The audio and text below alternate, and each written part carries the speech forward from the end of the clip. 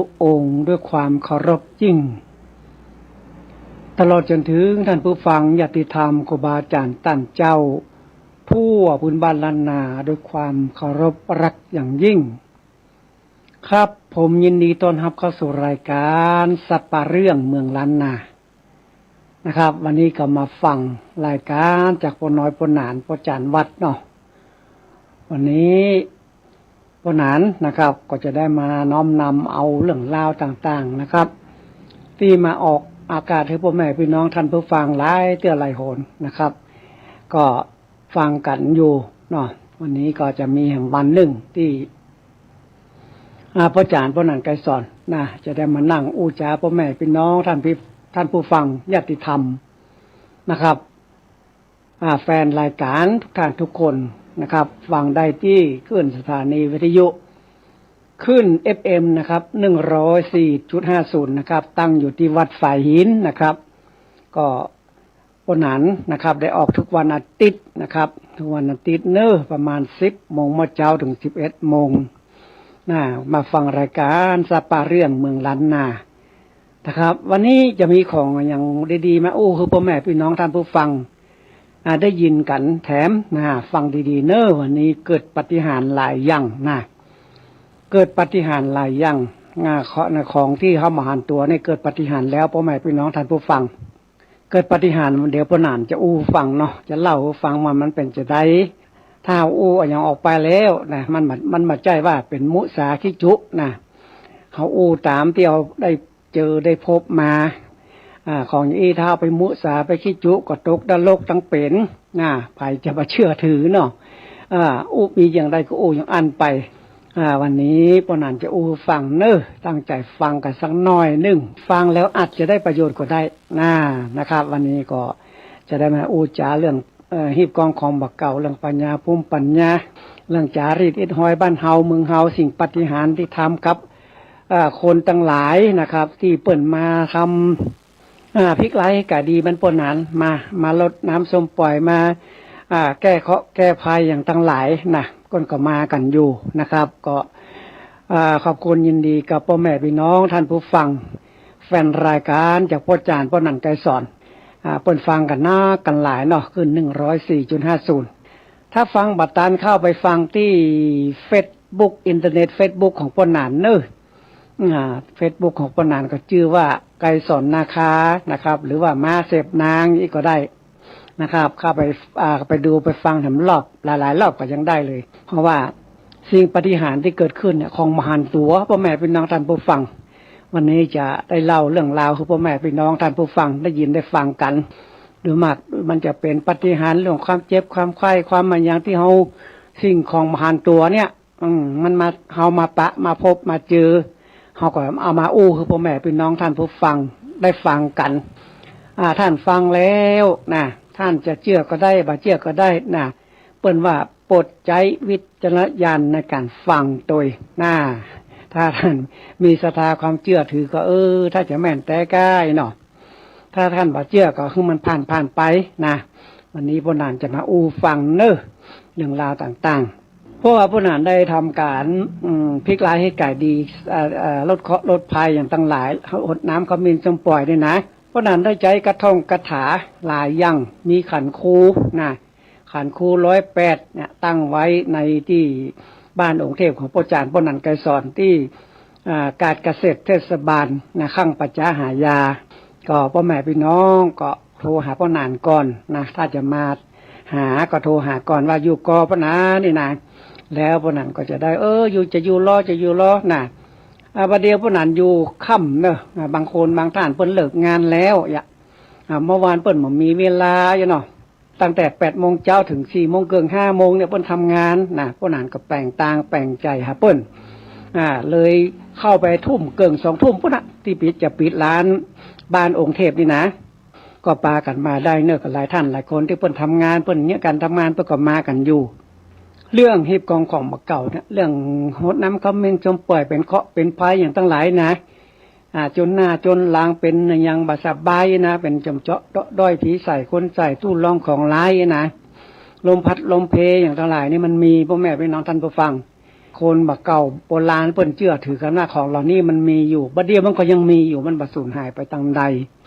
มาสูญหายไปทางใดนะคนใดบ่เชื่อก็โดนกันมานักมาหลายนะคนบางคนก็ตึงบ่เชื่อไปหาของยาอย่างเดียวก็มีกันแล้วแต่ท่านอันนี้เป็นความเชื่อส่วนบุคคลใครจะเชื่อก็ได้บ่เชื่อก็ได้อันนี้แหละครับพ่อแม่พี่น้องท่านผู้ฟัง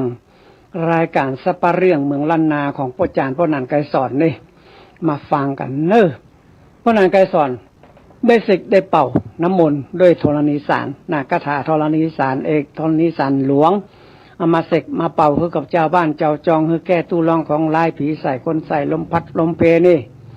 เป็นมาสบายนี่นะเป็นเมื่อยเป็นไข้บ่หุงหายอย่างนี้นะโดยมากจะเป็นคนเฒ่าคนแก่พ่อแม่เป็นนั้นเพื่อฟังเป็นคนเฒ่าคนแก่คนมีอายุเนี่ยเปิ้นจะบ่สบายเด็กก็ปวดหันปวดนี่เป็นคำเป็นกาในหลังในแผ่นหลังในต้องในหยังนะเตื้อมันก็มีเยื่องเหมือนกันนะเฮาเจ็ดเฮาหูดเฮาแหกอันนี้มันก็ดีขึ้นก็มีเอาสมปล่อยโมนไปอาบมันก็ดีขึ้นก็มีอันนี้ความเชื่อของคนล้านนาของเฮาสมัยเก่าสมัยโบราณที่พนานได้สืบทอดมาพระคาถาหลายอย่างที่พนานได้ห้ามได้เฮียนมานี่ธรณีสารเอกธรณีสารหลวงนี่ธรณีสารนี่นะเอามาแก้คือกับคนต่างหลายมนต์สมป่วยแก้นี่เอาแก้สิ่งตู้รองของลายผีใส่คนใส่ลมพัดลมเพนี่คาถาเก่าโบราณแดมเอามาโอมาจามาเสกมาเป่าคือพ่อแม่เป็นน้องท่านผู้ฟังฮือได้อยู่เย็นเป็นสุขฮือได้เจ็บได้ไหม้ได้ไข้ได้หนาวปัดเคราะห์ปัดภัยมีเผียวตรงมีเผียวเตียนหลายอย่างแล้วแต่ท่านจะปูจาจะมามีปัจจัยก็มาขอก็ได้นะเพราะนั้นมาได้เน้นนะครับไผที่บ่มีปัจจัยทุกข์ยากกันยากก็มาขอก็ได้เตียนปูจาลดเคราะห์ลดภัยอย่างนี้นะก็บ่แม่นใครประมาณนี้นะก็มาขอได้เน้อพ่อแม่พี่น้องท่านผู้ฟังเพราะนั้นนี่บ่จะเน้นเรื่องปัจจัยถ้าได้ก็เพราะนั้นก็เอาไปต่อยอดนะไปซื้อส้มป่วยไปซื้อเตียนมาต่อคือใจกันต่อกันไปต่อยอดกันไปเนาะคาถาบะเก่าโบราณเนี่ยพ่อนานได้ห้ามได้เฮียนมาพ่อนานก็เอามาเสกมาเป่ามาสาธยายมาสวดใส่เก้าใส่หัวฮือทุกท่านทุกคนทุกท่านทุกคนก็ได้รับสิ่งดีๆไปอย่างพ่อปู่ฤาษีนารอดเนี่ยที่พ่อนานเอาครอบหัวฮือนี่นะครอบหัวฮือเวลาเป็นเจ็บเป็นไข้เป็นเมื่อยอยากจะไปทำงานอยากจะฮือมันมีพระคุ้มครองมีสิ่งศักดิ์สิทธิ์คุ้มครองอย่าพ่อนานเอาเสียนพ่อปู่ฤาษีนารอดเนี่ยครอบหัวฮือหรอถ้ามันอย่างเซตแล้วนี่พ่อนานจะครอบหัวฮือเสียนพ่อปู่ฤาษีนารอดเนี่ยพ่อปู่ฤาษีนารอดที่เปิ้นมีบุญมีปรมีมากสมัยโบราณนี่พระปู่ฤาษีนารอดเนี่ยเพิ่นได้สร้างพระรอดมหาวันกับเจ้าแม่จามบัดเทวีเนอะพระรอดมหาวันองค์ละเป็น20 ล้าน30 ล้านนั่นนะพระปู่ฤาษีนารอดเนี่ยกับเจ้าแม่จามบัดเทวีได้สร้างได้ทำขึ้นมาแล้วเพิ่นก็เอาฝังไว้ในวัดมหาวันนะมรูนมาโคนไปขุดปะใส่องค์เป็น10 ล้าน20 ล้านมันขลังมันรอดสมชื่อว่าพระปู่ฤาษีนารอดพระปู่ฤาษีนารอดนี่เปิ้นจะมีอยู่3อย่างเปิ้นจะมี3อย่าง1เปิ้นสร้างของขลังเนี่ยพระหลอดละปุนเนี่ยกับเจ้าแม่จามบัดเทวีขลังมากเลยคนใดมีที่บอกมันถึงหลุดต้องพ้นตกเสี่ยงองค์นึงไป20 ล้าน30 ล้านแต่แป๊บนี้เดียวเนาะมันมีหลายรุ่นเนอะพ่อแม่พี่น้องท่านผู้ฟังพระหลอดมหาวันนี่รู้สึกว่าจะมีอยู่3 ชนิด5 ชนิดก่อนมี5 ชนิดก่อนบางชนิดนี่แข็งเอาขีดกระจกยังปุ๊บยังตัดได้กระจกได้เลยบางรุ่นนะพระหลอดมหาวันเนี่ยพระปู่ฤาษีนารอดเลยเวลาไผ่เปิ้นจะมีกิจ3 อย่าง1คือการทำพระหลอดละปุนพระหลอดมหาวันกับเจ้าแม่จามบัดเทวีอันที่2นะครับเปิ้นช่วยคนเรื่องยุกเรื่องยาเรื่องสมุนไพรอย่างตั้งหลายยาคนเนี่ยใครคือคนได้เจ็บได้หายได้ป่วยได้เมื่อยได้ไข้ขอหายนะพ่อปู่ฤาษีนารอดเปิ้นทำเปิ้นมีบริวารมีคนที่มาขอความช่วยเหลือจากพ่อปู่ฤาษีนารอดเนี่ยสมัยโบราณเนี่ยพ่อปู่ฤาษีนารอดเปิ้นมีสมุนไพรเหรอสมุนไพรนะกินมันแค่ชั่วโมง2 ชั่วโมงก็หายแล้วเดี๋ยวพ่อหนานจะยกตัวอย่างให้ฟังเนอะถ้าว่าเชื่อนะ กินถ้าทำเนี่ยไปทำไปนี่นะประมาณบ่ถึงวันก็หายเลยฟังนี่จะฟังดีๆเนอะอันนี้โลกของคนเฒ่าของแก่ของหนุ่มมันมาตัวกันหมดพระปู่ฤาษีนารอดปั้นพระรอดมหาวันอันที่สองนี่คือปัญญาโคนด้วยสมุนไพรเหมือนกับพ่อปู่ชีวกอย่างนั้นกมารพัฒน์อย่างนั้นนะแต่พ่อปู่ฤาษีนารอดก็ยาโคนเหมือนกันด้วยกระท่องกระถาเหมือนกับพ่อหนานเนี่ยที่นับถือพ่อปู่ฤาษีนารอดแล้วก็เอาเสียนพ่อปู่ฤาษีนารอดมาครอบหัวฮือกับคนที่มาบ้านพ่อจานพ่อหนานกันสอนเลยครอบแล้วก็เพื่อกับว่ากระถาด้วยนะเดี๋ยวจะไล่ให้ฟังหน่อยเปิ้นว่าอย่างไรเวลาครอบครูศรีนารอดนี่เปิ้นชอบดนตรีชอบดนตรีสมัยก่อนเนี่ยมันจะมีซึ่งมีสล้อมีพินเทวดาอย่างเมื่อก่อนสมัยก่อนมันก็มีเหมือนกันนะซึ่งสล้อสมัยก่อนนะโบราณอย่างที่เพลงฤาษีหลงถ้ำนั่นนะฤาษีหลงถ้ำมันมาจากฤาษีตัวอันนี้เนี่ยอันนี้แหละที่ฤาษีเปิ้นชอบเรื่องของเสียงเพลงเนี่ยฤาษีหลงถ้ำเนี่ยเปิ้นชอบ3อย่างพระปู่ฤาษีนารอดนะชอบยาโคนแปลงพระของขังพระหลอดละปูนแล้วก็ชอบด้านดนตรีด้วยเหมือนพวกนั้นก็สอนเปรียบเลยเหมือนจะได้พวกนั้นก็ช่วยคนเหมือนกันช่วยคนให้พลิกร้ายให้กายดีก็แก้ภัยอย่างตั้งหลายพวกนั้นช่วยคนโดยที่บักคิดกล้าจ้างรางวัลอย่างตามใจที่จะใส่ขันคูปมีก็บ่ต้องใส่ก็ได้อันนี้คือช่วยคนละอันที่สองเปิ้นยาคนช่วยเปิ้นเอาสมุนไพร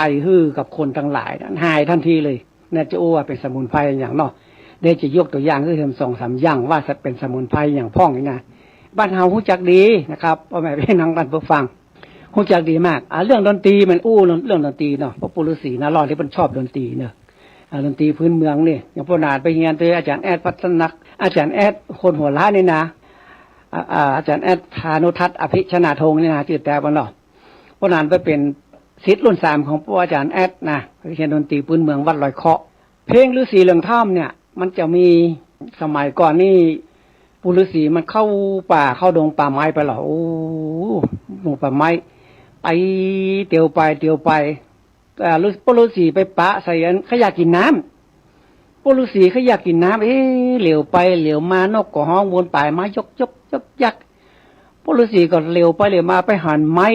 ในพงไม้นั้นเป็นม่งนะหน่วยไม้หน่วยอย่างมันหล่นอยู่ในพงไม้ที่น้ำขังเยอะนะสมัยก่อนนี่มันเมินเข้ามันกลายเป็นน้ำเหล้าหรอน้ำดองผลไม้นะไม้อย่างมันดอกหน่วยอย่างมันตกลงมาใส่ที่เรียนน้ำค้างม่งต้นไม้นั่นน่ะมันกลายเป็นเหล้ากลายเป็นน้ำอมฤตเวลาแจ่เหมือนกับเปิ้นแป้งวายผลไม้น่ะมันอย่างเดียวกันนะสมัยก่อนนี้หน่วยไม่ยังมันไม่สลีมันยังมันล่นมาใส่พงไม้นะแจ้เหมือนเข้ามันกลายเป็นเหล้าหรอกลายเป็นน้ำอมฤตพระปู่ฤาษีก็เตียวไปอยากกินน้ำก็หั่นน้ำในพงไม้ก็เอาใบตองมาตักกินตักกินน้ำในพงไม้กินไปกินมาเป็นว่ามันเมามันมีฤทธิ์แอลกอฮอล์อยู่เอาล่ะพระปู่ฤาษีลงถ้ำแล้วทีนี้ พระปู่ฤาษีฟังใบไม้อันใดมันถูมันไม่สร้างไม่บงมันถูกันมันสัมผัสกันดังย่อเป็นเสียงเพลงหมดพวกนั้นว่าพระปู่ฤาษีก็สอนพระปู่ฤาษีที่เปิ้นในชอบเสียงเพลงนี่เปิ้นก็ตั้งเป็นเพลงฤาษีลงถ้ำเพลงฤาษีลงถ้ำนี่นะถ้าเพลงพื้นเมืองนี่ว่าตามโน้ตเดี๋ยวพวกนั้นว่าฟังเด้อถ้าเราจะว่าเป็นอย่างคนเท่าบักเก่าก็ว่าตึง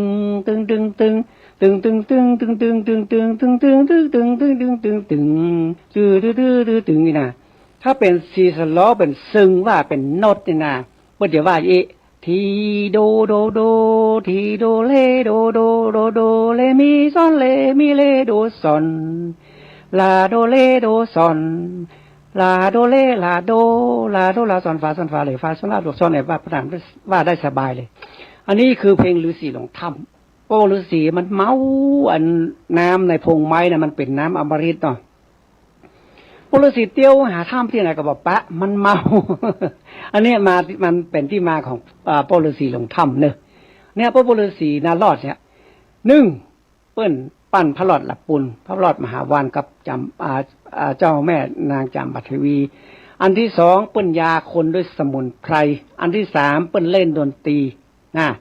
เปิ้นชอบในการดนตรีนะเรื่องสมุนไพรพ่อแม่เป็นนางท่านผู้ฟังได้จะโอ้ฟังเนอะสมุนไพรเนี่ยโอ้ปนานเนี่ยอยู่กับแพะกับป่ากับห้วยกับดงกับดอยเนี่ยโอ้ยสะปะสะปานกูอันปันเจือบะเขือเจ้ยำเตาเรื่องสมุนไพรนี่นะบางอย่างนี้เด็ดขาดเลยหายทันทีเลยนะได้จะอูฟังเนอะ อย่างเขาเจ็บท้องเนี่ยเป็นลมกัดเสียบในท้องนี่นะเพื่อนคือเอาขิงแก่มาซอยเป็นแว่นเป็นแว่นขิงแก่มานะซอยเป็นแว่นสัก10 แว่นสัก10 กว่าแว่นนี่เนาะ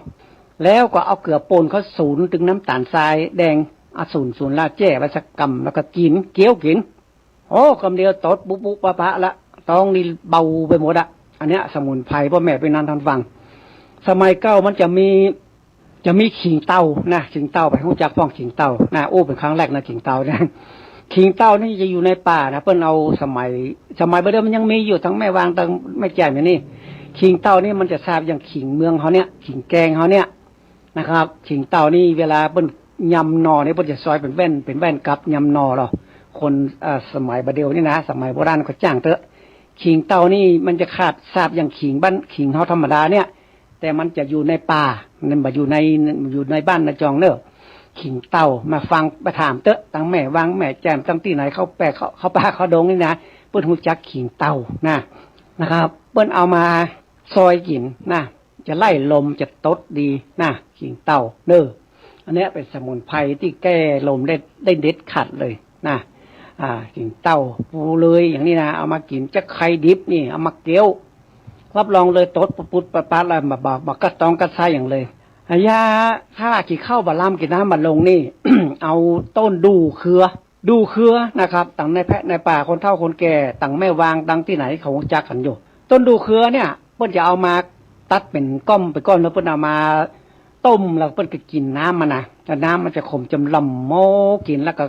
กินข้าวลำเนอะเป็นวายากล่องข้าวไหวพ่อแม่พี่นางท่านผู้ฟังโอ้กินข้าวลำนะ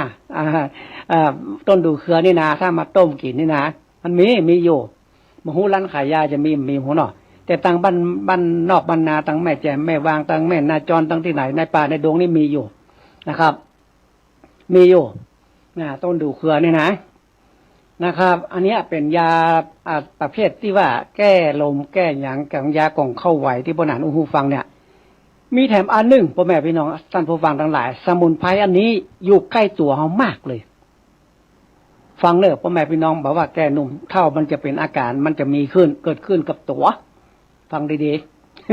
ๆ เกิดขึ้นกับตัวนั่นอย่างคือคนเฒ่าคนแก่คนมีอายุก็จ้างบ่มีอายุก็จ้างน้มหนุ่มน้อยก็จ้างละเวลาลมออกหูเนี่ย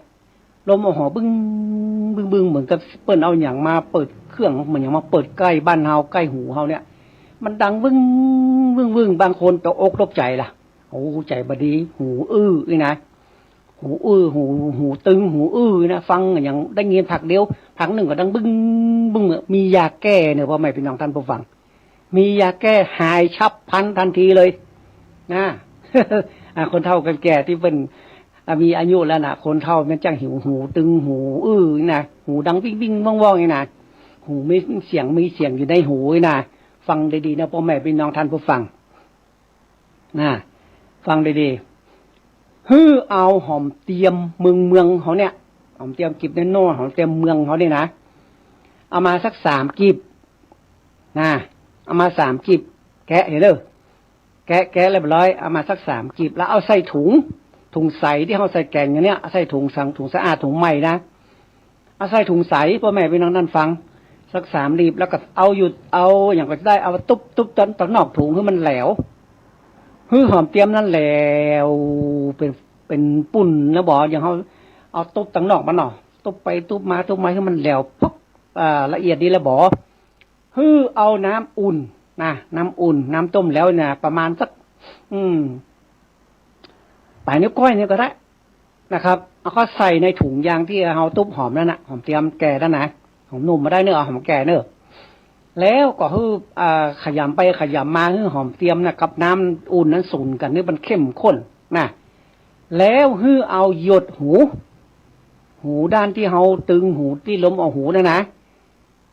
เอาหยดเข้าไปมันจะแสบน้อยๆมันไปยังเอาหยดเข้าไป2-3หยดนะถ้าหยดบ่ได้ก็เอาใส่กล้องดูดนี่ก็ได้แล้วกล้องยางดูดเอาจุ่มแล้วก็ตืดโกนกล้องแล้วก็เอาปล่อยเข้าในหูปึ๊กนี่นะสัก2-3หยดแล้วห้ามเอาออกประมาณสัก2-3นาทีเนอะเอาขำมาดึงมาคือมันคว่ำมาจังใดเอาตึงมามันจะแสบน้อยๆสัก2-3นาทีเงี่ยงน้ำนั้นขวางเลยเอาเตอะมาถึงวันพ่อแม่พี่น้องท่านผู้ฟังทั้งหลายหายชัดเลยลมออกหูบึ้งๆนี่นะหายแสบเลยเปิ้นเฮือเนี้ย2ครั้งหรือว่า3ครั้งต่อวันเนี่ยถ้ามันอาการนักก็ทำ2-3วันถ้าอาการมันนักเนี่ยวันเดียวมันก็หายละหูตึงหูลมออกหูนี่นะหอมเตรียมมาตุบๆในถุงใส่ถุงยางแล้วเอาน้ำอุ่นเขาใส่ขยำไปขยำมาขยำต้องนอกคือมันเข้ากันดีแล้วบอกเขาก็เอาน้ำมันเงี่ยงใส่หู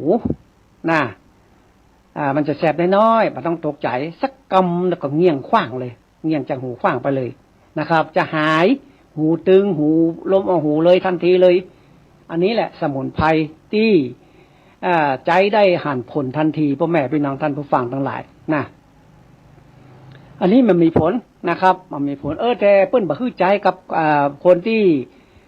หูเป็นน้ำหนวกอย่างคันนี้มันได้นะหูเป็นน้ำหนวกอย่างที่เปิ้นหูใจเนอะ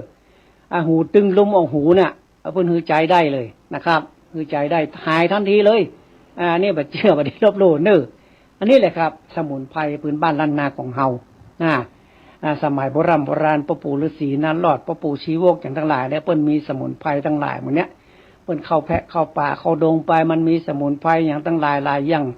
นะครับที่เปิ้นนำมาใช้แล้วหันผลทันทีเลยนะครับหันผลทันทีเลยนะครับอันนี้แหละเป็นสิ่งดีๆที่พ่อจารย์พ่อนานไกรสอนได้เอามาอู้มาจ่าพ่อแม่พี่น้องท่านผู้ฟังพ่อปู่ฤาษีนารอดเนี่ยที่พ่อนานเอามาครอบกันครูมาครอบใส่หัวใส่เก้าหัวเนี่ยเวลาพ่อหนานหดน้ำคำนึงจำปล่อยอย่างพริกไหลให้ไก่ดีอย่างทำอย่างเสกกระถาอย่างเฮือหมดแล้วอีนาก่อนจะเซตเนี่ยพ่อหนานจะเอาหุบเสียนพ่อปู่ฤาษีนารอดเขาครอบหัวแล้วก็ว่านะโมตัสสะภะคะวะโตอะระหะโตสัมมาสัมพุทธัสสะนะโมตัสสะภะคะวะโตอะระหะโตสัมมาสัมพุทธัสสะนะโมตัสสะภะคะวะโตอะระหะโตสัมมาสัมพุทธัสสะแล้วอาราธนาพระปู่ฤาษีนารอดมาให้น้อยหนึ่งพุทธังอาราธนานังธัมมังอาราธนานังสังฆังอาราธนานังพุทธังปัสสิทธิเมธัมมังปัสสิทธิเมสังฆังปัสสิทธิเมเรียบร้อยกับว่าบทคาถาของครอบครูของพระปู่ฤาษีนารอดนะครับมาเอาสีวังพรหมจิตต่างมานี่มาลือพระปู่ฤาษีนารอดมานี่มาปัสสิทธิเมลือมหาลือมหานาโลโทฮิโลกะเลฮิเลปัญญังโดเนวาตูสุสุกาเอียงหัมโกลืออาหังอยู่แล้วหรือยังพ่อปู่ฤาษีนารอดขออัญเชิญเสด็จมาอยู่ตัวเอหิมาบังเกิดลือพระควาอูทังอโทจะภักกะสะโคงอะเปี้ยงนี่อันนี้คือครอบครูเสียนพ่อปู่ฤาษีนารอดคือกับคนทั้งหลายที่มาบ้านพ่อจารย์พ่อนางไกรสอนนะครับคือได้อยู่เย็นเป็นสุขเวลาที่บ้านนานครอบครูเนี่ยตอนที่พวกนานครอบครูเนี่ย2-3 นาทีเนี่ยช่วงนั้นเนี่ยท่านอธิษฐานจิตเอาเลยว่าสาธุขอหายจากโรคภัยไข้เจ็บเนอะเจ็บปวดตรงใดก็ขอหายอธิษฐานจิตเอาคนเดียวอยากจะให้มีชีวิตดีคือครอบครัวแต่แยกอย่างแกก็นึกอธิษฐานจิตเอาตอนที่พ่อนานได้ครอบครูเสียนพ่อปู่ฤาษีอันนี้เป็นสิ่งดีที่พ่อนานได้น้อมนำมอบเพื่อกับคนทั้งหลายพื้นบ้านล้านนาของเฮาหลายท่านหลายคนก็ปากันมาเพราะนั้นก็ยินดีนะครับเสียนพ่อปู่ฤาษีนารอดเลยเพราะนั้นได้เอาไว้เอาสาเอาครอบหัวเก้าพ่อปู่ฤาษีนารอดที่พ่อนั้นว่าเนี่ยเพิ่นจะทำพระหลอดหลับปูนองค์ละ2-3 ล้าน10 ล้าน20 ล้านนั่นนะครับเจ้าแม่จามัทเทวีแล้วเพิ่นจะยาโคนโดยนะครับแล้วเพิ่นจะชอบด้านเสียงเพลงโดยปู่ฤาษีลงถ้ำอันนี้ของเรื่องของพ่อปู่ฤาษีนารอด ไผจะมาบ้านพ่อจานพ่อหนังไกรสอนก็น้อมเจิญเน้อโทรมาก่อนที่0888175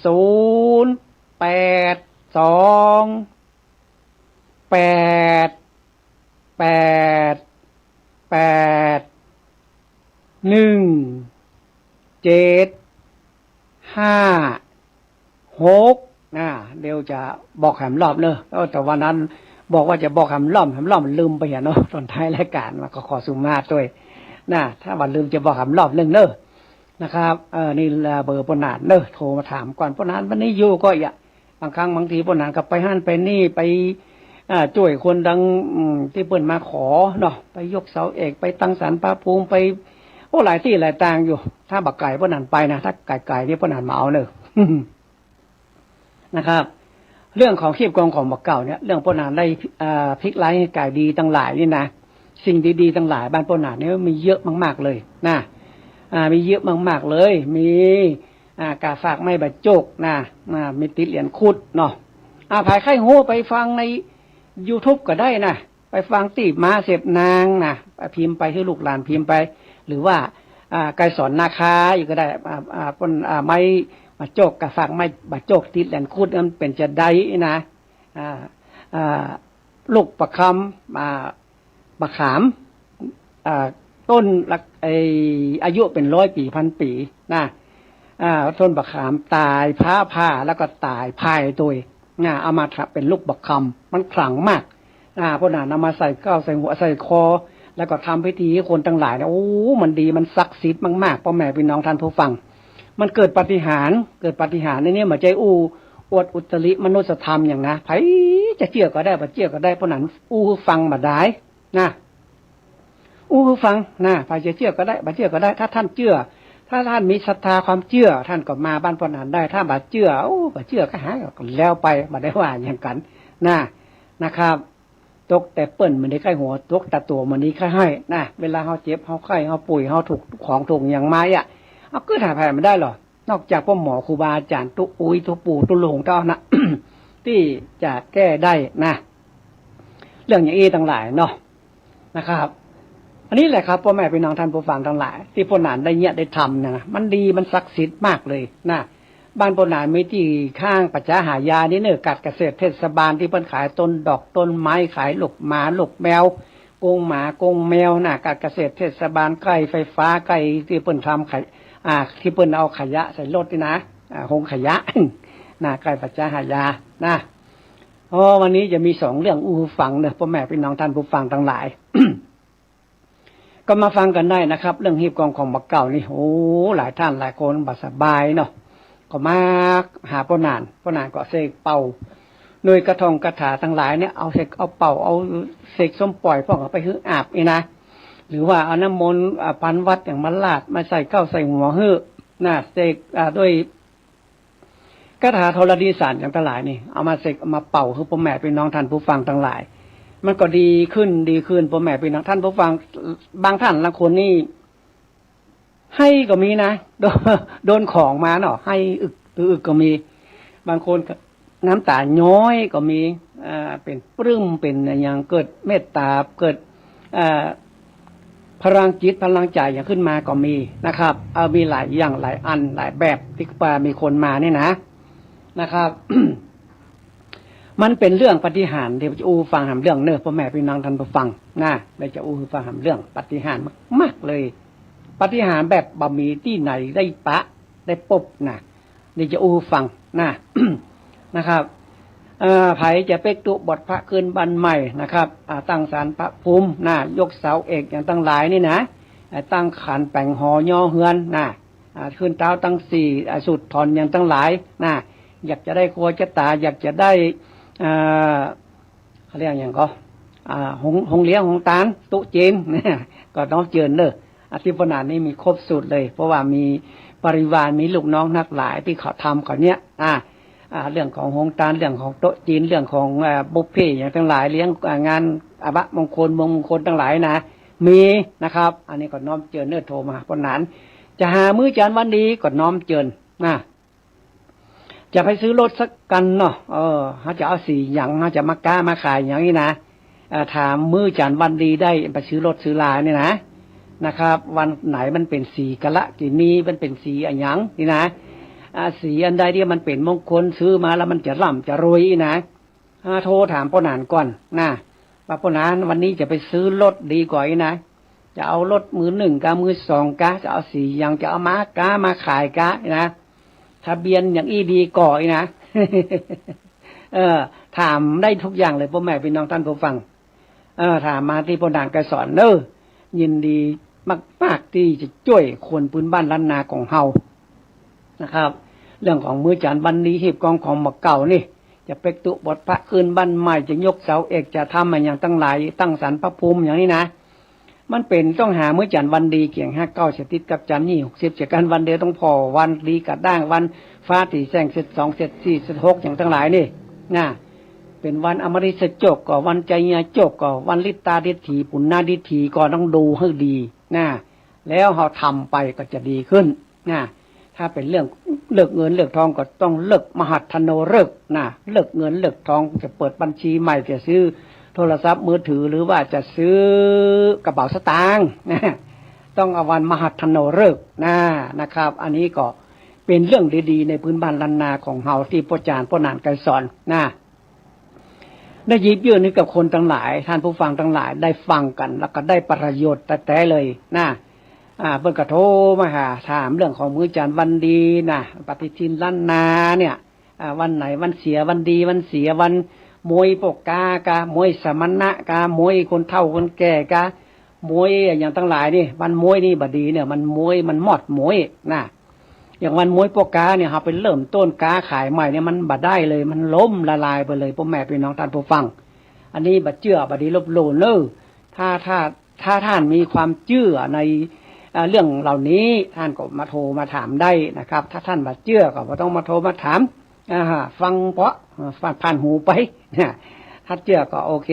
นะพ่อหนานก็ยินดีนะครับที่จะตอบรับบอกคือกับท่านผู้ฟังทั้งหลายนะบอกโดยที่บ้าปัจจัยมีผลประโยชน์อะไรยังนะครับบอกคือกับเจ้าบ้านเจ้าเมืองนะจะกินแขกแต่งงานไปตุบทพระคืนบ้านใหม่ส่งจนหน้าจนหลังเป็นอย่างส่งสตวงกาอย่างกา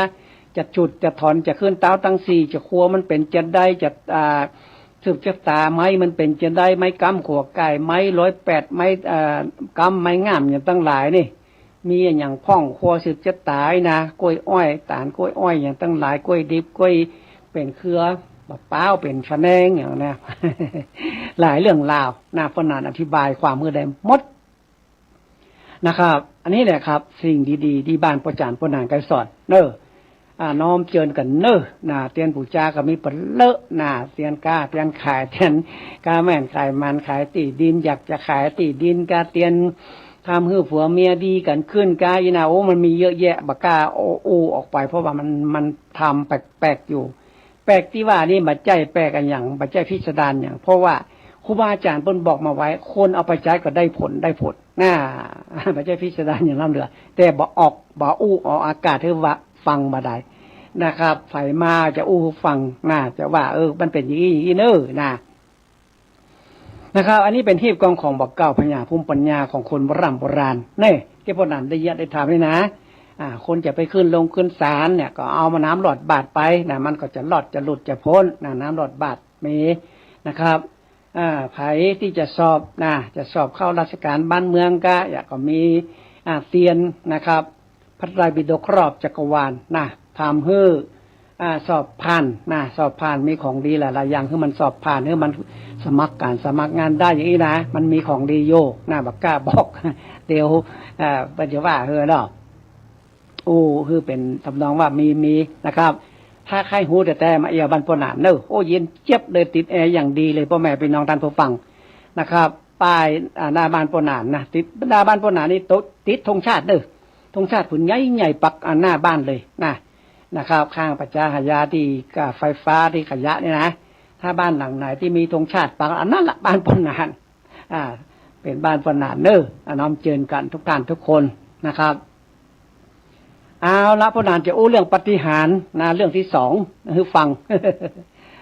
เรื่องปาฏิหาริย์เกิดขึ้นกับพ่อหนานอันนี้ฟังกันพ่อแม่พี่น้องท่านผู้ฟัง ยกมือ10 นิ้วเนอะถ้ามันมาใจเรื่องจริงมาใจเรื่องนี้เรื่องโกหกหมดเทนี่ขอให้ปนานมีอันเป็นไปเนอะถ้าปนานจกหลอกลวงว่าบาใจมันมามีแต่ละมาอู้ยนะยกมือ10 นิ้วบนกินเมือนตันมีแต่ใดยกให้หมดเลยถ้าปนานว่าอู้บาแต่บาจริงปนานโกหกหมดเทศพูดจาหลอกลวงอีนะบนกินเมือนตันมีแต่ใดยกคือท่านหมดเลยถ้ามันบัดแต่บัดจริงนะครับถ้าบัดแต่บัดจริงก็ขอให้มีอันเป็นไปนะเอาอย่างนี้เมื่อก่อนนั้นป้านานอยู่เมื่อก่อนหลายปีมาก่อนป้านานอยู่บ้านทางในพวกนะในที่พระเดชเก้าป้านานก็ไปตั้งองค์เทพองค์เจ้าตั้งเปิดทำพิธีกรรมทั้งบ้านในบ้านไหนพวกนะบ้านหลังน้อยเดียวเนาะต่อมาป้านานนี่ก็ได้มาซื้อห้องนะครับซื้อห้องล็อก1นะครับในการเกษตรเทศบาลเลขที่96อยู่ไปอยู่มาปรากฏว่ามันอยู่ทางในลงไปเพราะนั้นย้ายออกมาทางนอกประเดี๋ยวนี้ที่อยู่ประเดี๋ยวนี้เลขที่15ติดถนนใหญ่เลยหน้าไฟฟ้าหน้าขยะนี่มันติดตรงชาติอยู่หน้าบ้านเลยทางใหญ่ทางถนนใหญ่เลยเนี่ยหลังเนี้ยเลขที่15เกิดอาถรรพ์พ่อแม่พี่น้องท่านผู้ฟังเกิดอาถรรพ์ขึ้นกับพ่อหนานพ่อหนานเปิดมายังได้เดือนป่ายเนี่ยมาได้ดิขนาดที่พ่อหนานเนี่ยนะเปิดมาได้เดือนป่ายเพราะว่าทำซ่อมแซมทำอย่างทาสีภายในติดองค์ติดแอร์อย่างนะใจงานมาได้เดือนป่ายโอ้พ่อแม่พี่น้องท่านผู้ฟังยกมือท่วมหัวเกิดปาฏิหาริย์พ่อแม่พี่น้องท่านผู้ฟังปรากฏว่าพ่อหนานบัดสบายนะพ่อหนานก็ว่าเอากูเป็นอย่างนี้เตียวก็บักให้ออกเนาะเตียวเป็น9 เท่าก็บักให้ออกเป็นยุกยิกเป็นแบบเบาเนื้อเบาตัววาววิวที่หลายที่หลายตาพ่อหนานก็ยิ้มประจ้างอย่างไรก็นั่งสมาธิพอกะนั่งสมาธิพอมันเป็นอย่างพ่อหนานจะกำหนดจิตดูว่ามันเป็นอย่างพ่อหนานเป็นอย่างไผ่ตู้รองของไรไผ่มันลองดีกับพ่อหนานก็นะพ่อหนานก็ทำมากๆเลยเพราะว่าของดีมันพ่อหนานมันนักหรอกทำมากเลยทำหลายเรื่องหลายราวว่ามันเป็นจะได้จะแก้ไขอย่างไรกับตัวเก่าเนาะพ่อหนานก็นั่งกำหนดจิตไว้นั่งพุทโธกำหนดจิตไว้ไปเที่ยวในพ้นห้องอย่างก็เที่ยวทิพย์โลกทิพย์เที่ยวไปนั่งไปพอโลกทิพย์ว่ามันทางใดมันเป็นทางใดนะต้องถ้าจะนั่งดูนี่นะต้องดูถึงตี 2 ถึงตี 4เนอะนั่งดูว่าเฮาเป็นอย่างใดตัวเฮาเป็นอย่างใดนะมันเป็นอย่างมันเจ็บมันไข้มันบัดสบายเตียววาวๆเวียวเหมือนกับโดนของง่ายๆเหมือนกับคนโดนของเนี่ยเตียววาวๆเวียวเตียวเป็นจิตใจที่ว่าป๊บแวบนะอันนี้แหละเกิดขึ้นก็ป้อหนักก็ยังใดเนาะเปิดร้านมาได้เดือนป่ายนะร้านอันที่ใหม่นี่ที่สถานที่ป้อหนักในประกอบพิธีนี่นะเลขที่15นะเลขที่15นะห้องที่15เลขที่15เนี่ยมันมาตรงกับป้อหนักพอดีป้อหนักเกิดวันจันทร์ป้อหนักไหวยันทุนนี้ไม่ต่างเนี่ย15 รอบป้อหนักจะไหวตลอดยันทุนไม่ต่าง15 รอบยันทุนนี้ไม่ต่างบามังคารัญจะโยจามะนาโปสกุณัสสะปะปะกะโหทุสุวินากันตังพุทธาธรรมาสังฆานุภาเวนะเวนะจเมตินะว่า15 รอบพุทธาธรรมาสังฆาว่า15 รอบนะอันเนี้ยป้อหนักได้มาตรงนี้เลยเอาล่ะกันนี้เกิดปาฏิหาริย์ป้อหนักฟังดีๆเนอะบาสบายเอาอย่างใดเฮาก็ตึงขึ้นละตึงละก็บุญหมดก็จะมาเตอะอีเนาะปรากฏว่าเทพเจ้าเพิ่นมาบอกพ่อแม่พี่น้องท่านผู้ฟังบุญกิ่งบุญตาลพ่อแม่พี่น้องท่านผู้ฟังเป็นว่าป้นานอยู่ใกล้มูลนิธิมูลนิธินะครับใต้ฮ่องกงใต้ฮ่องกงมาที่มูลนิธิอปพลเพิ่นมีศาลเจ้าอยู่ที่นี่เพิ่นมาเข้าสิงป้นานนะอันนี้ฟังด้วยกันรับฟังโดยการวิจารณารับฟังเนอะเพิ่นมาเข้าสิงป้นานดิ้นขันล่มได้2 วันวันที่5 ที่ 6 พฤษภาเนี่ยนะ เอาล่ะมาข้ามกันดิ้นกันล่มมาหันอย่างที่ยังวิวหน้ามืดมาหันอย่างที่ยังวิวว้าวโอ้ประคองสติมาได้เลยนะพอดังก็ไว้เทปไว้เจ้าไว้อย่างว่าเป็นไผ่ตั้งใดเนาะไผ่มาเนี้ยอย่างเฮยเนาะโอ้วันที่5มะแรงวันที่6มาเจ้าอ้อมล่ะ8 โมงปลายถึง9 โมงนี่โอ้ไปบ่อยู่บ้านบ่อยู่ที่ร้านเนี่ยพอนันอยู่คนเดียวดิ้นขันล่มปรากฏว่าเปิ้นมาบอกเลยเปิ้นบอกว่าเปิ้นเป็นจิตวิญญาณเปิ้นอยู่ที่ศาลเจ้าใต้ฮ่องกงเนี่ยที่มูลนิธิอพปรเนี่ยเปิ้นบอกว่าถ้าไผมาไหว้บ้านปนานเนี่ยคือเอาธูปบ้านปนานนี่ไปไหว้เปิ้นตัวไปไหว้เปิ้นตัวเอาน้ำชาแก้วหนึ่งไปคารวะเปิ้นแล้วคนนั้นจะร่ำจะรวยเปิ้นบอกนะแล้วปนานก็จะได้ร่ำได้รวยจะมีบารมีสูงเปิ้นบอกเปิ้นมาบอกปนานนะปนานไผมาปนานก็เอาน้ำชาแก้วหนึ่งธูปห้าดอกเอาเวลาทำอย่างเสร็จแล้วเอาไปไหว้เปิ้นนาที่ศาลใต้ฮ่องกงเนี่ยศาลจีนนะศาลจีนใต้ฮ่องกงมูลนิธิอพปรเนี่ยที่ใกล้ๆบ้านร้านปนานเนี่ยคือเฮาอยู่ง่ายคนอยู่ใกล้วัดนี่ยังถ้าแบบทำอย่างถ้าพิธีพิธานนี่บ่ได้น่ะอยู่หน้าพระเจ้านี่น่ะที่มากล้าบักขึ้นนะนี่นะมันมีอยู่อันนี้ปนานอยู่ใกล้มูลนิธิอพปรเนี่ยมีศาลเจ้าใต้ฮ่องกงใต้ฮ่องกงนี่ปนานจะฟังเนอะเปิ้นเป็นเทพเจ้าในจีนคล้ายๆอย่างบ้านเฮากับคล้ายครูบาเจ้าศรีวิจัยใต้ฮ่องกงนะสมัยโบราณนี่ใต้ฮ่องกงนี่เปิ้น เปิ้นเป็นนายอำเภอสมัยก่อนโบราณแล้วคนจีนนี่เปิ้นมีวัฒนธรรมเป็น 2-3 พันปีกว่าเฮาเยอะแยะเลยบ้านเฮายังมาถึงพันปีเนาะจีนนี่เปิ้นมีวัฒนธรรมของเปิ้นหลายพันปีนะใต้ฮ่องกงเนี่ยสมัยนั้นเนี่ยเปิ้นเป็นนายอำเภอพ่อแม่พี่น้องท่านฟังเป็นนายอำเภอเปิ้นดูแลประชาชนเรื่องทุกดิบอย่างเปิ้นดูแลพ่อไกวใต้ฮ่องกงนี่เปิ้นกับเปิ้นดูไปแล้วมันบ่ม่วนขุนนางผิดกันเจ้านายผิดกันอย่าเปิ้นอยู่บ่ม่วนเปิ้นออกมาเลยออกจากราชการมาเปิ้นมาบวชเป็นตุเจ้าใต้ฮ่องกงนะอยู่ประเทศจีนบ่นะเป็นตุบวชเป็นตุโอ้เปิ้นไปสร้างสะพานนี่นะเวลาเปิ้นสร้างสะพานเนี่ยสมัยก่อนเนี่ยมันน้ำทะเลมันลึกอย่างน้ำมันลดลงทันทีเลย7 วันเปิ้นสามารถที่จะแปลงขุมมันต่อหม้อทำมันยังขึ้นมาได้เลยใต้ฮ่องกงนี่นะเปิ้นสร้างบุญสร้างกุศลหลายอย่างเปิ้นจะบริจาคไม้มาแปลงลงศพเลยนะอันนี้แหละมันเป็นที่มาของมูลนิธิอพปรปอติ๊กตึงอย่างเนี้ยที่เปิ้นเอาใต้ฮ่องกงเนี่ยตัวเจ้าเมืองจีนนี่นะเอามาเป็นเทพเจ้าไว้มูลนิธิอพปรเก็บศพเก็บคนป่วยคนอย่างทั้งหลายเนี่ยสมัยนั้นเนี่ยเปิ้นบริจาคไม้แปลงลงศพเลยใต้ฮ่องกงเนี่ยนะเปิ้นอายุได้85เปิ้นก็ล่วงลับดับขันสิ้นบุญไปเนาะอันนี้แหละครับใต้ฮ่องกงที่ปนานหน้าอยู่หน้าร้านใกล้ร้านปนานเนี่ยมันมาสิงปนานเลยดิ้นขล่มโอ้ยบุญกิ่งบุญตาลถ้าปนานบัดได้นะเปิ้นออกปากเลยว่าโอ้สิงเป็นไผว่าที่แรกเปิ้นถามเฮาก็ว่าผมเป็นปนานมันเนี้ยหีบกองบักเก่ามายาโคนดีน้ำชาตัวว่ะเฮาก็ว่าครับไอ้เนาะเดี๋ยวผมมันยังเฮาฮับปากแล้วพ่อแม่พี่น้องท่านผู้ฟังที่เป็นเจ็บหัวเมาหัวหน้ามืดตาลายเป็นนั่นเป็นนี่หายก็ก้อยหายไปกำไนหายเป็นปิดทิ้งเลยโหมันอย่างมาศักดิ์สิทธิ์อาลำเหลือพ่อแม่พี่น้องท่านผู้ฟังนั่นแหละเพิ่นบอกว่าจะฮือลามโรยเนอร์พ่อนานก็กับเจ้าหน้าที่เนาะมูลนิธิอพปรที่ศาลเจ้าใต้ฮ่องกงบอกว่า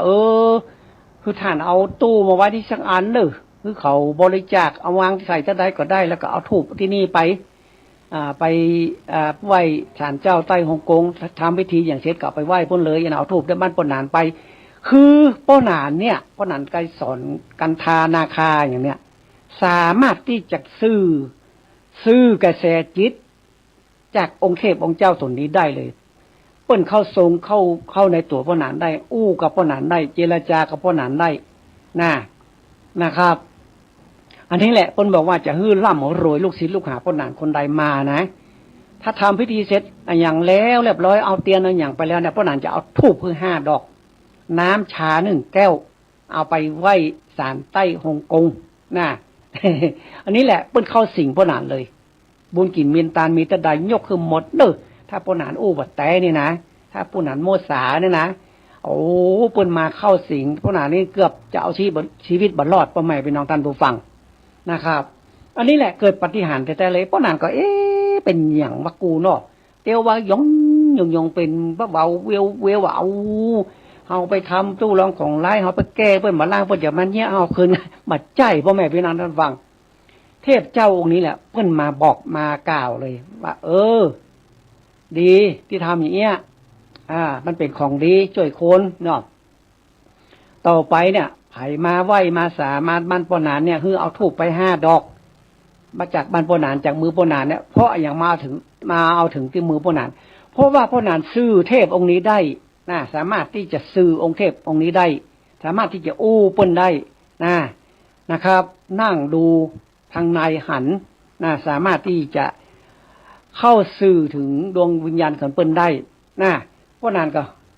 สบายใจแล้วหายปิดทิ้งเลยเป้าหมายพี่น้องท่านผู้ฟังพวกนั้นเป็นเบาๆวิวเตียวเป็นพะโล่งกระเซ้งอย่างนี้นะดีขึ้นทันทีเลยพ่อแม่พี่น้องท่านผู้ฟังอันเนี้ยมันเกิดปาฏิหาริย์แต่เลยพ่อแม่พี่น้องท่านผู้ฟังฉะนั้นแล้วลูกศิษย์ลูกหาคนไหนไผ่คนไหนตั้งใดที่มาเนี่ยมาแล้วเนี่ยพ่อนันจะต้องฮื้อทูบ ออกจากบ้านหลังนี้ไป5 ดอกกับน้ำชา1 แก้วเตียวข้ามถนนไปหั่นไว้เดียวไปได้เอาไปวางไปไหว้แล้วก็ไหว้บนสาธุตนตัวอย่างข้าพขออธิษฐานขอหายจากโรคภัยไข้เจ็บเน้อนะเพื่อได้เจ็บได้ไม่ได้ไข้ได้หนาวเน้อขออธิษฐานหลายๆอย่างได้นะครอบครัวข้าพเจ้าแบบปกติมันแตกแยกก็ขอให้มันดีขึ้นเน้อนะขอโชคขอลาภก็ได้นะแล้วก็ฮือบอกว่ามาจากบ้านพ่อจานพ่อหนางไกรสอนเน้อทูบเทียนหมู่นี้น้ำชาหมู่นี้นี่นะแล้วก็ท่านอธิษฐานจิตเอาคนเดียวแล้วก็ปีกบ้านเลยอันนี้แหละครับเกิดปาฏิหาริย์แต่เลยพ่อแม่พี่น้องท่านผู้ฟังนะครับอันนี้ของมหันตัวมันก็นานโดนแล้วนะแต่พวกกระนานก็พบทางสว่างแล้วทางสว่างนั่นก็คือเปิ้นมาบอกมากล่าวไงว่าต่อไปเนี่ยสงสัยพวกนั้นสงสัยหลายอย่างเพราะว่าที่ศาลที่เนี่ยมันมีคนเข้าไปไหว้ใดๆเปิ้นจะมากระบาลปนานเนาะโหติหานเปิ้นจะเว้นไปอะกะแล้วเปิ้นถ้าอย่าแบบอยากจะมาบอกมากล่าวคือคนมาไหว้นี่ก็ขอไปไหว้บนตัวเน้ออีนะสงสัยจะเป็นนะแล้วเปิ้นก็บอกว่าจะฮื้อล่ำฮื้อรวยเน้อลูกศิษย์ลูกหาคนไหนมาบ้านปนานเนี่ยไปไหว้ที่เอาทูบเอาเทียนจากมือปนานไปนะจะร่ำจะรวยจะถูกหวยเลยเงินจะหิมากาขึ้นเงินไหลนองทองไหลมาอยู่สุขสบายบ่ได้เจ็บได้ไม่ได้ไข้ได้หนาวนี่นะอันนี้แหละครับพ่อแม่พี่น้องท่านผู้ฟังเกิดปาฏิหาริย์แล้วเกิดปาฏิหาริย์ขึ้นกับตัวพ่อหนานไกรสอนนะในไกรสอนนาคาหรือว่าเฟซบุ๊กนะเฟซบุ๊กหรือว่าม้าเสพนางอีกก็ได้พิมพ์เป็นตัวไทยเนาะว่าโบราณทำมันอย่างพ่องตั้งใดนะเนี่ยอย่างพ่องนี่นะหรือว่าจะเข้าไปดูที่ไกรสอนนาคาก็ได้ใน Facebook โบราณเนี่ยกระทำการสิ่งมงคลอย่างตั้งหลายพ่องนี่นะอันนี้น้องเจิญเด้อเข้าไปดูรายละเอียดได้เป็นเตียนเป็นยันได้รูปร่างเป็นยันได้ วิธีพลิกไล่ให้กายดีเนี่ยทำเจิมเสริมดวงอย่างทั้งหลายพวกนี้อย่างใดนะทำตามครูบาอาจารย์พ่อแม่พี่น้องท่านฟังไม่ได้ผิดแปลกแตกต่างอย่างไปครูบาอาจารย์เพิ่นสั่งสอนอย่างนั้นเขาก็ทำไปอย่างนั้นนะแล้วมันก็ดีนะพ่อหนานก็ปลื้มอกปลื้มใจเขาได้ช่วยคนแต่เราเนี่ยไอ้เนาะนี่แหละครับพ่อแม่พี่น้องท่านผู้ฟังเกิดปาฏิหาริย์แต่เลยนะเกิดปาฏิหาริย์หลายอย่างนะถ้าคนไหนนะครับที่มีดวงวิญญาณมีผีตัวผีอย่างมันจ้างตัวมาขำมาเคินได้ยินเสียงแซบแต่คนนะถ้าคนไหนมานี่นะที่นั่งพ่อหนานที่มันนั่งทำพิธีนะมันจะดังพบเลยไม่เสียงเหมือนกับอันอย่างตกเลยนะบางครั้งบางทีมาอุ้มขันอันของดีบ้านพ่อหนานนี่เสียงจะดังก๊กกักเลยนะอันนี้เกิดปาฏิหาริย์แต่เลยพ่อแม่พี่น้องท่านผู้ฟังนะบางคนสะดุ้งเลยว่าเสียงอะไรอย่างนี้นะครับถ้าคนปกติธรรมดามันมีอย่างนี้นะมีบุญมีกุศลนัก จำศีลกินตานสวดมนต์อย่างนี้ก็มันมีเสียงอย่างเกิดขึ้นนะคนที่มันแปลกๆนะที่มีตู้ร้องของไล่ผีใส่คนใส่ลมพัดลมเพเป็นผีเป็นดวงวิญญาณอย่างติดตัวมาผีตักผีตอยนะมันจะเกิดปาฏิหาริย์ขึ้นที่บ้านปนานนี้อันนี้บัดเจื้อบัดนี้ลบหลู่เนออันนี้ปนานประสบความสำเร็จมาละหูกับเนื้อกับตัวกับตนกับตัวเขาเนี่ยเขาบ่ได้เรียกร้องอย่างพ่อแม่พี่น้องท่านผู้ฟังเรื่องการเงินการทองปัจจัยอย่างเนี้ยเรื่องธรรมดาไอ้บ่มีก็บ่ต้องมาใส่การคูหรอกนี่ช่วยคนนี่คือช่วยแต่เลยนะครับถ้าเขาใส่ขันคูเล็กๆน้อยๆบาท2 บาทมันก็เกิดปาฏิหาริย์กับท่านอย่างเอาเตียนพ่อนานไปพ่อนานมามีตังขอเตียนสักชุดได้ตามฮื้อพ่อนานถ้าบัดได้ซื้อเนี่ยตามฮื้อพ่อนานปารมียังเป็นของพ่อนานอยู่พ่อนานมาได้ท่านเองยังมาได้ซื้อยังมาได้เป็นของท่านเลยก็ได้เอาไปเลยนะครับจะเฮื้อดีก็ซื้อถ้าได้ก็ได้บาท2 บาท3 บาทก็ได้มาต้องตามที่พ่อนานว่าก็ได้เพราะว่ามีปัจจัยถ้าเอาบัตรซื้อมันยังเป็นของพ่อนานอยู่พ่อนานก็ฮื้ออยู่แต่พ่อนานก็ต้องอธิบายความว่าถ้าบัตรซื้อนี่มันเป็นของพ่อนานอย่าเน้อถ้าซื้อแล้วเป็นของท่านละเท่ากับมีกรรมมอบคือไปพุทธกุณังธรรมกุณังสังฆกุณังสิปะกุณังอาจาริยะกุณังเมนาถังสรนังกสามิสปะอันตรโยวนัสสุเมสาตุปิสโนคูบาจันทริตอยู่วิมานคำหลังเอกเหนือฟ้าเมฆไปบนลังสิญาโยนไวแว่นนักดิแต่นเกลียวเรืองลายมีคิงไผ่องค์อาจดูวิราชงามตาม่านแพอากาศกว้างและสล่างเปิงเปาอัศรสาวให้อ้อมปริวารร่ำรุมราเจือนเจ้าลงมาผายแผ่มาปั่นแม่ตุลิยนสปะนนถีม้วนดังตะต้นละเมาใจพิน7 สายหลับลูอาชูปีละหูปีปูดังเดือดเฉียงปานิดวันน้ำเป็นระบำติงต้องสลองเท้าเจ้าพร้อมปีเกี้ยวเสียงสวรรค์ปีทารมโรกังดังเดือดเฉียงปานิดวันค้างเจิญเจ้าจอมผางยศยิ่งมะลิงน้ำอ้อไหลลินเอาหมดเอ็นติบเสกไว้อ้ออีสีตาจะแม่นอุแก่นภาษาโอพญาจำไว้สปะจังไรจงฟังเล็กนี่ฮะปันนั้นจุงจังมีใจยะสิทธิกัมมังสบะปะปังวินาสันตุสิทธิกิจังสิทธิกัมมังสิทธิกาลิยะตถาคโตสิทธิเตโชชโยนิจังสิทธิลาโพนิลันตลังสปะสิทธิพระวันตุโวนี่อันนี้เวลาใครเอาเตียนไปเพราะนั่นจะว่าอีโตหรือเขากำเตียนตัวว่าอีตัวเราเอาหม้อเพื่อเปิ้นไปเพื่อก็ไปจุดไปปูจาไปตามมันก็ดีขึ้นเพราะว่าเขาว่ากรรมขึ้นขู่คือเปิ้นทุกคนหรอกมันจะว่าเพราะนั้นซื้อเตียนปูจาเตียนเอาไปเลยปัจจัยเพราะนั้นต้องว่ากรรมหมู่นี้กรรมขึ้นขู่นี่เราคือข้านกรรมน้อยหนึ่งเพราะนั้นกรรมน้อยหนึ่งว่ากรรมขึ้นขู่คือไปแล้วก็เอามวลสารเขาทาขี้สายเตียนแล้วก็ฮื้อไปปูจมปูจามันก็เกิดสิ่งดีๆขึ้นพ่อแม่พี่น้องท่านผู้ฟังทั้งหลายสิ่งดีๆเกิดขึ้นแน่นอนวันนี้เรื่องราวหลายอย่างเนาะเรื่องปาฏิหาริย์เรื่องปู่ฤาษีนานรอดเหลือเวลาน้อยเดียว 2-3 นาทีทุกวันอาทิตย์พ่อแม่พี่น้องท่านผู้ฟังมาฟังกันอันนี้ที่พ่อหนานไปนี่บ่ใจมุสาอย่างบุญกินบุญทานมีตะได้ยกคือท่านหมดเลยถ้าว่าพ่อหนานมุสาเอาหลอกลวงว่าบ่ใจความจริงนี่บุญกินบุญทานมีตะได้นี่พ่อหนานขอยกคือท่านหมดเลยนะครับอันนี้แหละมีอย่างไรอย่างนั้นคือท่านผู้ฟังทั้งหลายคนเฒ่าคนแก่คนปืนบ้านล้านนาของเฮาเป็นที่เปิ้งที่อาศัยคนเฒ่าคนแก่คนเจ็บคนไข้คนได้ป่วยอย่างทั้งหลายนี่นะครับก็ดีแต่เลยพ่อแม่พี่น้องท่านผู้ฟังจดแหมรอบเบอร์โทรคนเฒ่าคนแก่จังโจมก็นานมาได้เจ้าก็จดบัตรตันจะตื้อไอ้เตรียมปากกาไว้จะบอกคำรอบหนึ่งเราเหลือเวลาเท่าไหร่3 นาทีเนาะ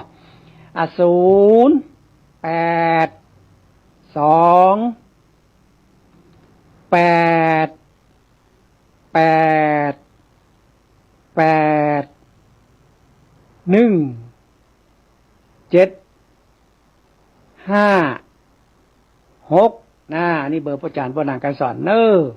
โทรมามาจาพ่อนางก่อนเรื่องเล่าหิบของบักเก่าเรื่องทำพิธีกรรมยังตั้งหลายบักเข้าใจตั้งใดอยากจะมาแอวมาหามาแหวงหาพ่อนานก็น้อมเจิญโทรมาถามพ่อนานมาพ่อนานได้ยินดีต้อนรับทุกท่านทุกคนนะครับทุกวันอาทิตย์ตั้งแต่เวลา 10 โมงถึง 11 โมงนะครับที่สถานีวิทยุขึ้น 104.50 นะครับ ตั้งอยู่ในวัดฝ่ายหินนะครับมีท่านพระคุณเจ้าท่านพระครูสมุวิสุวัตรวรกิจโจเป็นเจ้าหน้าที่สถานีวิทยุคอยดูแลคือปน้อยปนานปจานวัดครูบาอาจารย์ตั้นเจ้าตุลุงตุปู่ตุอุ้ยอย่างมากระจาในห้องส่งสถานีวิทยุก็ขอขอบคุณยินดีกับท่านพระครูสมุวิสุวัตรวรกิจโจโดยที่คือเวลาปนา1 ชั่วโมงนะครับวันอาทิตย์ตั้งแต่10 โมงถึง11 โมงก็เป็นบุญเป็นกุศลแต่เลยเพราะว่ามีท่านผู้ฟังหลายท่านหลายคนเพิ่นฟังกันนักกันหลายนะครับเป็นที่ปึ้งกับคนเฒ่าคนแก่คนที่เพิ่นบ่สบายเป็นไข้บ่ฮู้หายเป็นจมเจาะเดาะด้อยเป็นผีใส่คนใส่ตู้ร้องของลายเป็นลมพัดลมเพเป็นผีตักผีตอกินข้าวบะล้ำกินน้ำบะรงครอบครัวแตกแยกลูกหลานจะไปสอบราชการบ้านเมืองจะไปสมัครการสมัครงานบริษัทร้านค้าอย่างกาอาจจะไปกาไปขายอยากจะได้เขียนกาเขียนขายของขลังอย่างตลาดน้อมจืนเนอ มาโทรหาปนานมาอย่าหาปนานเนออันนี้ยินดีต้อนรับทุกท่านทุกคนเลยเนอวันนี้จะได้ยกมือ10 นิ้วไหว้สาเนอวันติดหน้ามาปะกันใหม่วันนี้ก็คืนเวลาตั้งสถานีเปิ้นไปก่อนเนอจัตตารโอธรรมาวัฏันติอายุวันโนสุขังปะลังสาธุสาธุสาธุ